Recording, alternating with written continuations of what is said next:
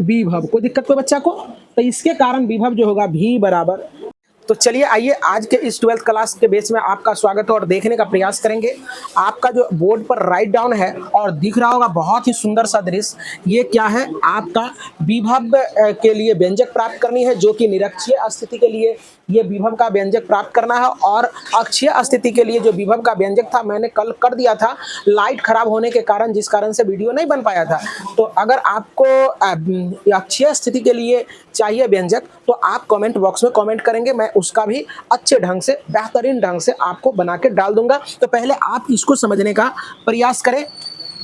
अगर इसको आप बना लेते हो तो आपका जो है ना एग्जाम के दृष्टिकोण से कुछ नंबर के लिए ये सेविंग हो जाता है। तो चलिए आइए देखते हैं, और बेहतरीन ढंग से, बहुत ही आसान होता है इस चीज़ों को बनाना।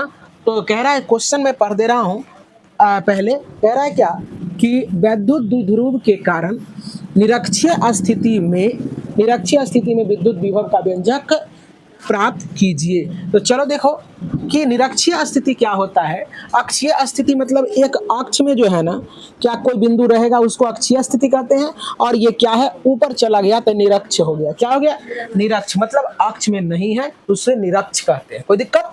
अब देखने का प्रयास करो, इसमें कुछ मान लिया, ताल लिया, लिख लेना है। अब ये देखो, ये डायपोल है। क्या है बच्चे? डायपोल। पहले ये समझने का प्रयास करेंगे कि डायपोल होता क्या है।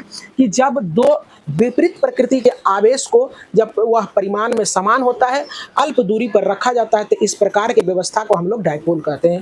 गॉट इट ना? तो चलो देखो, आप डायपोल देखो जरा सा, जिसकी लंबाई 12 होता है, तो हमने दो भागों में बांट दिया है, तो ये L हो गया और ये भी आपका क्या हो गया बच्चे? L हो गया। तो अब देखो जरा सा, अब इस डायपोल के मध्य बिंदु से R डिस्टेंस पर, डिस्टेंस R है ना बच्चे, R डिस्टेंस पर बिंदु P है, और यहीं पर क्या करना है, विभव हमें ज्ञात करनी है। तो चलो देखो, पहले हम लोगों को क्या करना है, मान लिया, तान लिया, कुछ लिख लो, है ना। माना एक विद्युत द्विध्रुव AB है। देखो AB है ना बच्चे, AB जो कि पार विद्युतांक माध्यम में स्थित है, जिसका पार विद्युतांक क्या है? K है।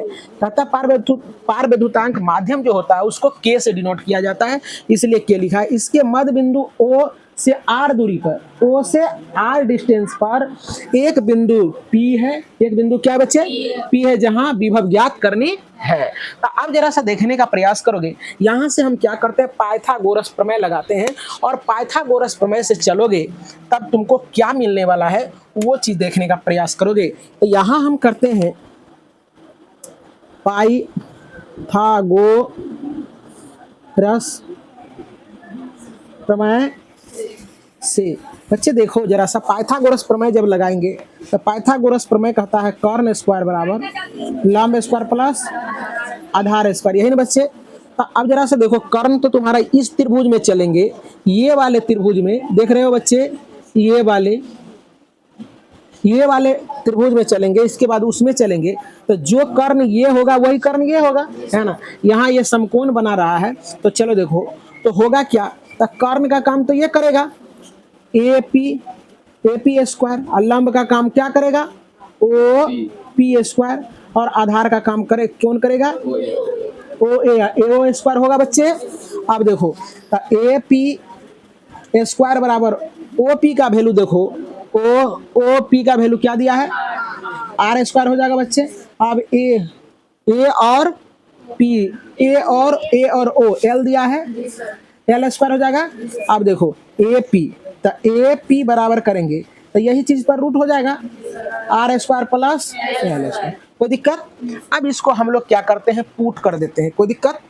चलो देखो, यहाँ पुट कर दोगे, यहाँ लिख दोगे R square plus L square, और यहाँ भी क्या करोगे, R square plus L square हो जाएगा बच्चे। कोई दिक्कत? यहां तक में कोई दिक्कत नहीं होना चाहिए। अब आगे देखते हैं, सुनने का प्रयास करोगे, बेहद आसान लगेगा तुम्हें। कह रहा है क्या, यहां से करते हैं कि प्लस Q आवेश के कारण बिंदु P पर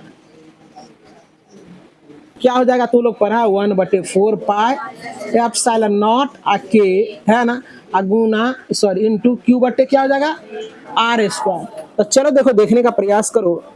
तो हम लोगों को क्या करना है, अब जो लिखना है इससे इसका दूरी लिखना है, इससे ये इसका दूरी नहीं लिखना है। तो देखो इसका जो आर होगा, आर मतलब कहने का मतलब क्या कि ये वाला आर नहीं लिखना है तुम्हें, अभी अभी ये डिस्टेंस लिखना है। यहां से पी का डिस्टेंस तो ये ना है, तो ये लिखेंगे क्या हो जाएगा बच्चे R square plus L square. इसको समीकरण 1 का नाम देंगे, कोई दिक्कत को बच्चा को नहीं।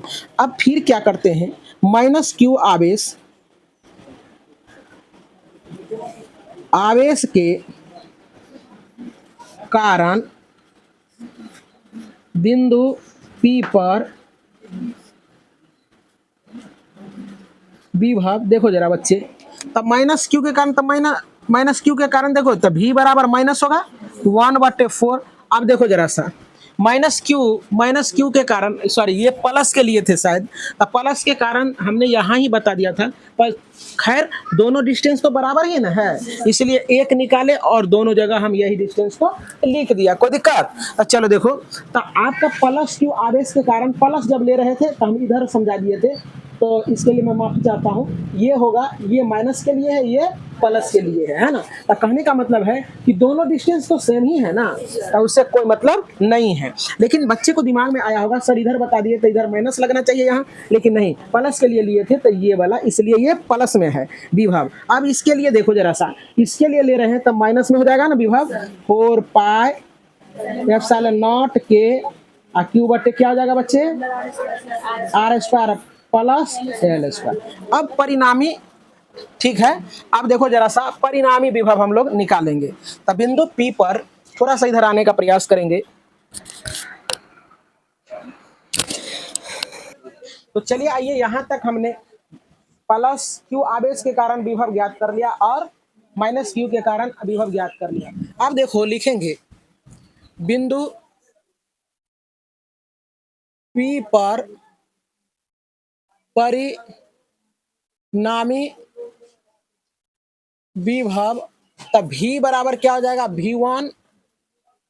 V1 प्लस V2 हो जाएगा बच्चे। तो देखो इसको अगर V1 कह ले तो V2 हो जाएगा बच्चे। तो चलो देखो, तब V बराबर क्या हो जाएगा, V1 का वैल्यू बताओ 1/4 पाई एप्सिलॉन नॉट के इंटू क्यू बटे root under R square plus L square. अब देखने का प्रयास करोगे प्लस होगा, और यहाँ देखो ये आपका क्या हो जाएगा minus 1/4 pi R epsilon naught के इंटू क्यू बटे root under R square plus, थोड़ा सा एडजस्ट नहीं हो पा रहा है, इधर कर लेते हैं प्लस और माइनस 1/4 पाई एप्सिलॉन नॉट के इंटू क्यू बटे root under R square plus L square हो जाएगा बच्चे। अब V बराबर 1/4 पाई एप्सिलॉन नॉट के इंटू क्यू बटे R square plus L square होगा। अब प्लस गुना minus minus 1/4 pi epsilon naught के क्यू बटे क्या हो जाएगा बच्चे root under R square plus L square.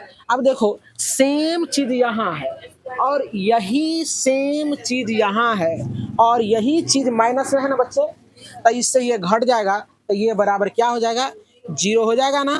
तो लिखेंगे अतः निरक्ष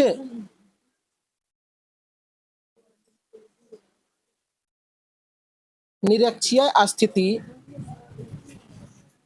स्थिति में विभव का मान शून्य होता है। ये तो सब्जेक्टिव में काम करेगा ही करेगा, लेकिन ऑब्जेक्टिव में भी हो जाएगा तुम्हारा। ये अक्षीय स्थिति में हमने कल बताया तो तुम लोगों को कि कल हुआ था तुम्हारा क्या V बराबर 1/4 पाई एप्सिलॉन नॉट के इंटू क्या था क्यू बटे आर, यही सब था है ना, और आर स्क्वायर शायद था है ना। अब उसी में हम लोग क्या किए थे 4 पाई एप्सिलॉन नॉट का मान हम लोग रख दिए थे 1/4 पाई एप्सिलॉन नॉट के का मान रखे थे हम लोग। क्या रखे थे पहले तो के पारवैद्युतांक के लिए के का मान 1 रखे थे। इसके बाद हम लोग क्या किए थे 1/4 पाई एप्सिलॉन नॉट का मान 9 × 10 का पावर 9 रखे थे। तो उसी प्रकार से आपका वो एक्सप्रेशन आया था। इसके बाद आपका ये निरक्षीय स्थिति के लिए क्या हो गया विभव का मान ये 0 हो गया। तो दोनों चीज आप याद रखेंगे तो 2 नंबर आपके पॉकेट में इसी प्रकार से सेव हो जाता है।